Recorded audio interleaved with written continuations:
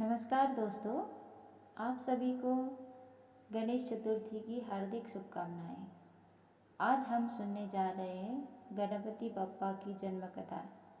यह कथा न केवल रोचक है बल्कि जीवन की सही दिशा देने वाली शिक्षा भी है।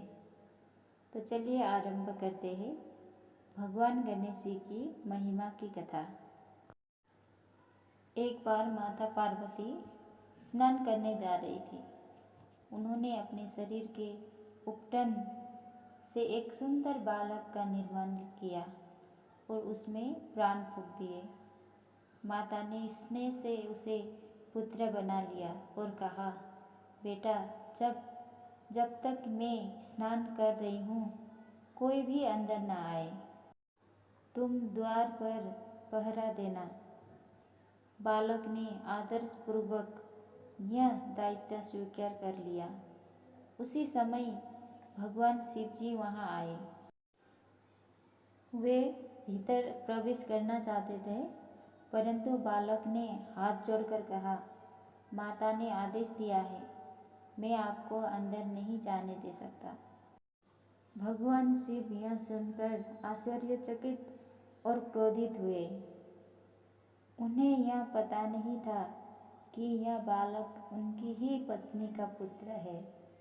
शिव जी ने समझाने की कोशिश की, परंतु बालक ने कर्तव्य पर अडिग रहा। बालक और भगवान शिव के गणों के बीच भीषण युद्ध हुआ। बालक वीरता से लड़ा और सबको परास्त कर दिया। अंत में स्वयं भगवान शिव ने क्रोधित होकर अपना त्रिशूल उठाया और बालक का मस्तक काट दिया। क्षण भर में ही बालक निर्जीव होकर भूमि पर गिर पड़ा। जब माता पार्वती बाहर आई और अपने पुत्र का शव देखा तो वे विलाप करने लगी। उन्होंने भगवान शिव से कहा, आपने मेरे पुत्र का वध किया है। यदि आप उसे जीवित नहीं करेंगे तो मैं संपूर्ण सृष्टि का नाश कर दूंगी।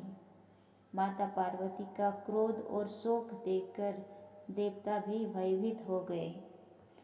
तब भगवान शिव ने अपने गणों को आदेश दिया, उत्तर दिशा में जो भी पहला प्राणी मिले उसका सिर लेकर आओ। गणों को सबसे पहले एक गंज अर्थात हाथी मिला। उससे उसका मस्तक लेकर आए। शिव जी ने उस मस्तक को बालक के धड़ पर स्थापित किया और प्राण फूंक दिए। इस प्रकार बालक पुनर्जीवित हुआ और गजमुखधारी कहलाए। भगवान शिव ने पार्वती माता को सांत्वना देते हुए कहा, यह बालक अब से तुम्हारा और मेरा पुत्र होगा।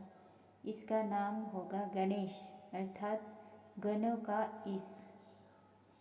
साथ ही इसे वरदान है कि संसार का कोई भी शुभ कार्य तब तक पूर्ण नहीं होगा जब तक सबसे पहले गणेश जी की पूजा न की जाए।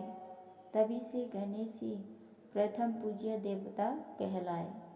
दोस्तों, गणेश चतुर्थी की यह कथा हमें सिखाती है कि कर्तव्य निभाने में कभी डगमगाना नहीं चाहिए और श्रद्धा, धैर्य और विश्वास से हर विघ्न दूर हो जाते हैं। तो इस पावन अवसर पर हम सब मिलकर कहें, गणपति बाप्पा मोरया, मंगल मूर्ति मोरया।